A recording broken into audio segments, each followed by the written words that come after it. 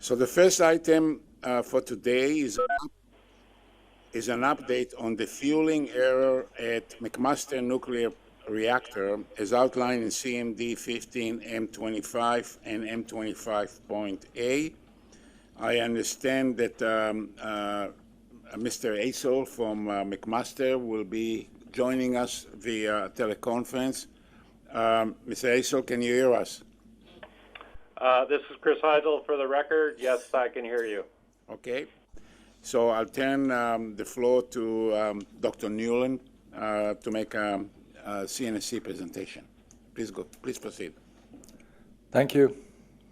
Good morning, Dr. Binder, members of the Commission. My name is Dave Newland. I'm the Acting Director General of the Directorate of Nuclear Cycle and Facilities Regulation. With me today are Christian Carrier, Director of the Nuclear Laboratories and Research Reactor Division, and Pierre Tanguay, Senior Project Officer, who is looking after licensing of the McMaster nuclear reactor. Mr. Carrier will make a brief introduction, and Pierre Tanguay will do the presentation. Thank you. Good morning, members of the Commission. For the record, my name is Christian Carrier, and I am the Director of the Nuclear Laboratories and Research Reactor Division. On November 5th, 2014, we brought before the Commission an event initial report about a fueling error that was made at the McMaster nuclear reactor. The reactor was started up with a fuel assembly left by mistake in a position of the core that did not have forced cooling. The Commission had requested CNSC staff to provide an update with the results of the root cause analysis once it became available. We are here today to provide this update with the results of the root cause analysis undertaken by McMaster University, along with the corrective action plan and follow-up compliance activities by CNSC staff. Mr. Tanguay will be doing the presentation today.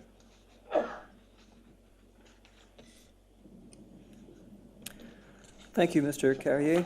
Good morning, Mr. Chair, members of the Commission. For the record, my name is Pierre Tanguay, Senior Project Officer with the Nuclear Laboratories and Research Reactors Division, and I'm in charge of the compliance of McMaster nuclear reactor.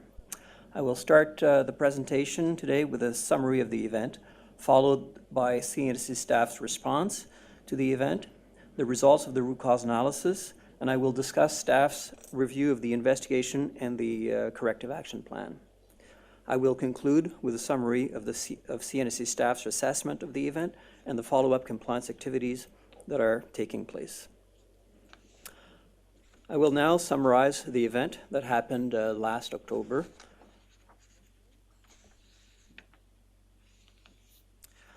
On October the 8th, 2014, an error was made during a routine fuel shuffle at the McMaster nuclear reactor, or MNR, when the reactor was started up with a fuel assembly left by mistake in a position of the core that does not have forced cooling. The fuel shuffle plan was to exchange positions of two fuel assemblies using a vacant position of the core as a holding site. This vacant position is dedicated for the production of iodine-125 and does not have forced cooling like fueled positions have. Once the fuel shuffle was deemed completed, the reactor was started up as per normal procedures and brought up to the normal power of 3 megawatts at 9:50 a.m. with a fuel assembly in a position without forced cooling. These diagrams represent a schematic view of the MNR core as viewed from the top of the reactor. The core consists of a lattice of 6 by 9 square positions identified by rows 1 to 9 and columns A to F. Different core components are inserted in each position, consisting mostly of fuel assemblies, control and shutoff rods, graphite reflectors identified by the letter G, and empty water positions identified as W. The three positions shown in yellow are iodine-125 irradiation sites, which MNR produces as a medical isotope. These three positions are used only when required by the production schedule, at which time iodine production rigs are inserted. These positions are not connected to the primary cooling system and therefore do not have forced cooling. The objective was to exchange two fuel assemblies from their respective positions D3 and B7, identified in blue. For this to happen, B7 had to be moved to a vacant site, or in this case, iodine position D7. This first movement is identified as arrow 1 on the bottom of the diagram. Then, fuel in position D3 could be moved to B7, shown as arrow 2. And finally, the plan was to then remove the fuel from the holding position and put it in D3, as shown as arrow 3. Now, drawing your attention to the diagram to the right, the first fuel movement went as planned, the second movement as well, and then this is where the mistake was made. Instead of latching onto the fuel in the iodine position, the operator latched to an adjacent fuel in E7 and moved it to D3, as shown by the red arrow. This mistake resulted in a fuel assembly left in the iodine position and an empty fuel position adjacent to it. Let me interrupt you here. The diagram talks about D4, right? D4.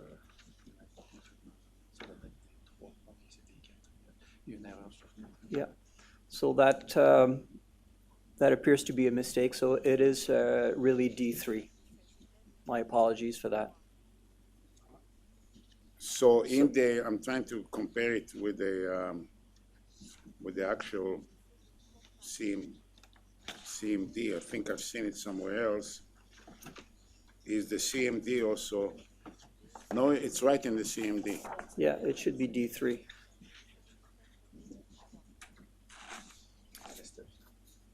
Our mistake, The first presentation that was sent to us, it was 3. yeah, But D3. they asked us to change it by a second one, and in the second one, there is an error. There were a few manipulations done, and yeah, so my apologies. We'll correct the diagrams before posting it to the web. Dave Newland for the record. So what we wanted to do was to try and add some clarity with showing a visual movement of the bundles, and in doing so, we introduced another error. Sorry. Maybe we should all focus on the diagram in the CMD or in the first, if you still have the first presentation, it shows the right configuration. Yes, Okay, go ahead. thank you.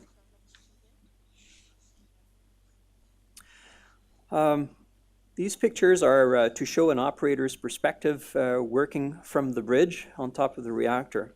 The left picture is what an operator would see looking down at the core from the top of the reactor. It illustrates some of the difficulties working at a height of approximately 10 meters above the core. The view on the right is zoomed in so that we can see the details of the core as illustrated in the diagrams from the previous slide.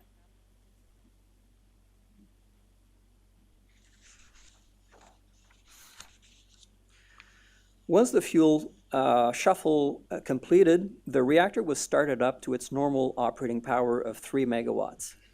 As part of the normal startup procedures, the reactor operator removed the startup fission chamber from the reactor core. During this operation, the operator noticed that a fuel assembly was in the iodine position and bubbles were rising from it. The operator called the manager of reactor operations to the bridge, and upon observing the situation, the manager requested to shut down the reactor immediately. The control room operator manually tripped the reactor at 9:55 a.m., or 5 minutes after reaching operating power. M&R staff then proceeded with correcting the error and removed the fuel from the iodine position. The fuel was removed from service, and another fuel assembly was installed in the vacant position of the core. After the mistake was corrected, M&R staff conducted an internal safety review of the event. Seeing no safety issues of concern, the reactor was restarted. This was, however, in contravention with MNR's Operating Limits and Conditions, or OLC, which requires approval of McMaster's Nuclear Facilities Control Committee, or NFCC, and the CNSC after a safety limit was exceeded. This unauthorized restart constitutes a second event that was to be investigated for root cause. After operating for the day without incident, the reactor was shut down as per normal schedule. The next day, MNR staff realized the contravention with the OLCs, and the reactor was kept shut down until a safety case could be developed and until approval to restart could be obtained. MNR staff conducted a formal safety review of all systems that could possibly be affected by the fueling event. Visual inspection of the affected fuel and adjacent fuel assemblies did not reveal any abnormalities. Reactor building air monitoring systems and the fission products monitor all showed no sign of abnormal levels of activity. MNR staff submitted their safety case to NFCC and requested approval for restart. NFCC granted the approval with the condition that no fuel shuffle be conducted without formal independent verification of all fuel movements. McMaster University then submitted the safety case to CNSC and requested approval to restart. CNSC staff found the safety case to be complete, demonstrating that there was no damage to any of the systems. There was no release of fission products to the pool or ambient air, or any safety implications with restarting the reactor after the fueling error was corrected. CNSC staff granted approval to restart MNR, reinforcing the requirement for independent verification for any fueling operation. MNR staff resumed normal operations on October 14th with no further incident.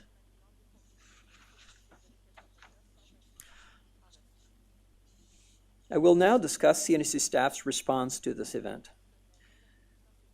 After reviewing the safety implications of the event, CNSC staff gathered additional facts during a visit of MNR on October 28th. 2 project officers and a human factors specialist verified the records, logs, and radiological data for the day of the event. CNSC staff also observed operations around the reactor to better understand the event and the work environment. Staff then presented the Event Initial Report, or EIR, to the Commission on November the 5th, 2014. CNSC staff took the opportunity of the next fuel shuffle on March 9th, 2015, to observe interim actions put in place by McMaster University, including a revised fueling procedure, additional operations staff during fueling, and independent verification steps.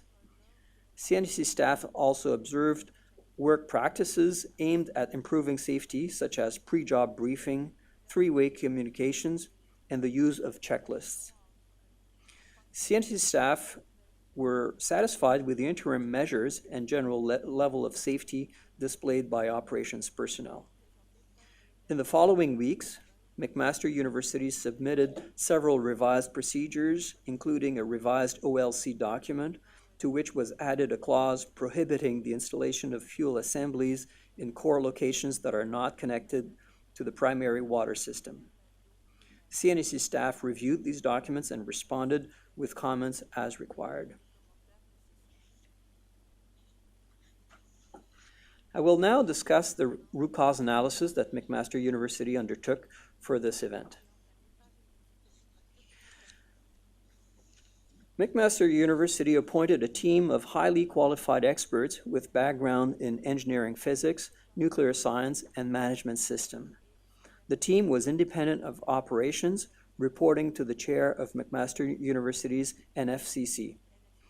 The terms of reference requested that the incident be investigated as 2 separate events, the first one being the fueling error itself, and the second event being the unauthorized restart of the reactor after the fueling error was corrected. The investigation team was requested to assess the safety significance of the 2 events, determine the root causes, and make recommendations for corrective actions. The team completed their investigation in February 2015. The report was submitted to NFCC, and it was then submitted to CNSC on March 5th, 2015. The team used the Taproot system of investigation, which is widely used in the industry and known to return results of good reliability. The team identified a number of contributing factors and adverse conditions for each of the two events.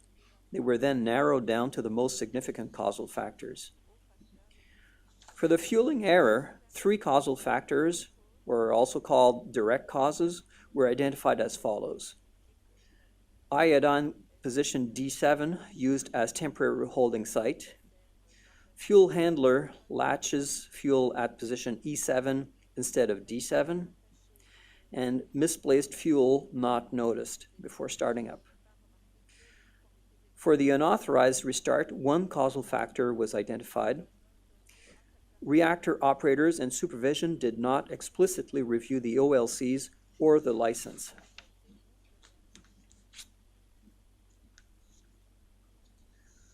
From the causal factors identified in the previous slide, the investigation team derived a set of 4 root causes.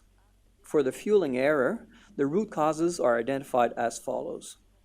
No requirement for verification, difficult working environment, and hazards not assessed. For the unauthorized restart, 1 root cause was identified. No formal process for knowledge-based decision-making in complex abnormal situations.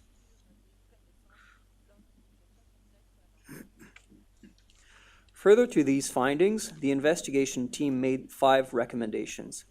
These recommendations include additional quality control and verification of activities important to safety, improve the difficult work environment, prohibit the use of uncooled positions of the core for fuel, an evaluation of the margins of safety for an event like this, and develop decision-making process for abnormal situations. In addition to the recommendations, the team identified key areas for improvement. These areas for improvement are side issues that may not have caused the event itself, but were significant in the broader perspective and should be included in a corrective action plan. 6 opportunities for improvement were identified, which touch on a variety of subjects, including configuration control, qualification of tools and personnel, staff engagement, proper response to abnormal situations, which is to immediately trip the reactor, work practices such as the use of 3-way communication, and improved training. The investigation team made an assessment of the safety significance of the events.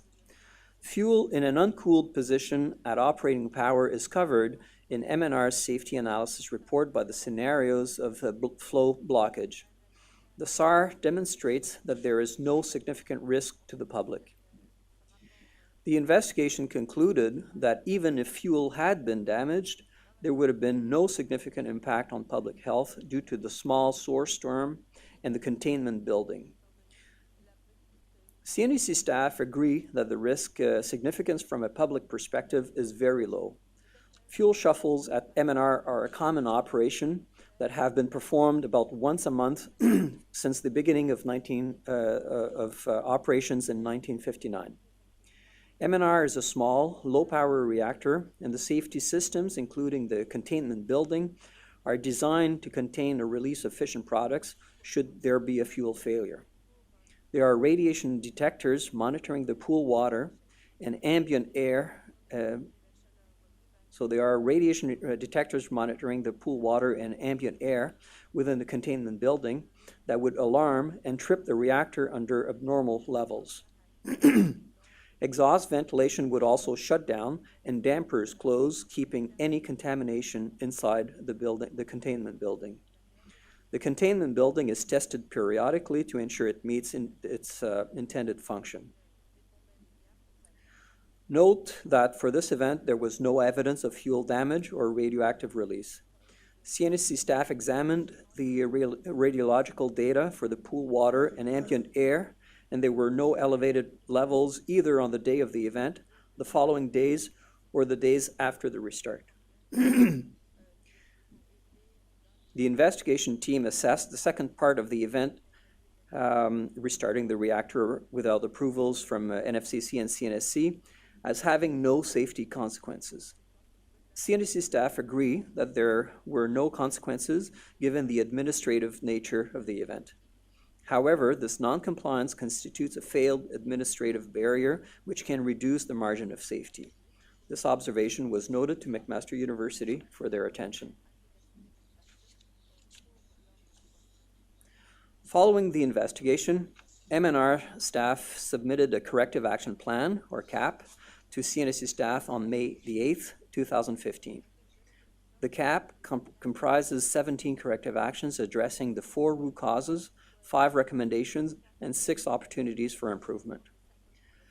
While each action has its own target completion date, the entire CAP is scheduled for completion on September 30th, 2015. In addition to the actions listed in the CAP, MNR staff have installed rig guides in the iodine positions. The primary function of these rig guides is to facilitate the installation of the iodine production rigs, but they also constitute a physical barrier that eliminates any possibility of inserting fuel assemblies in these positions.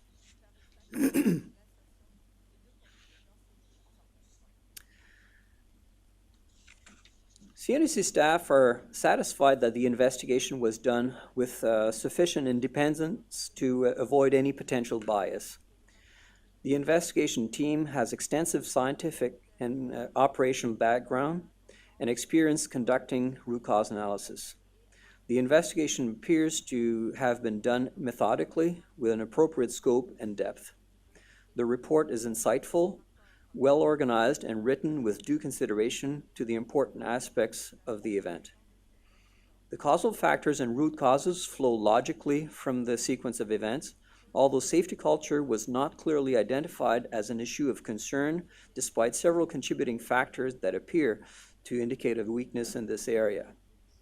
The use of an uncooled position in the reactor core as a holding site is an example of an unsafe practice that was tolerated until this event happened. CNSC staff noted, however, that the CAP acknowledges issues of underlying safety culture with 3 corrective actions targeting this area. Overall, CNSC staff are satisfied that the CAP addresses the findings of the investigation and that the corrective actions should prevent recurrence of a similar event. Comments on the investigation and the CAP were sent to McMaster University for their attention.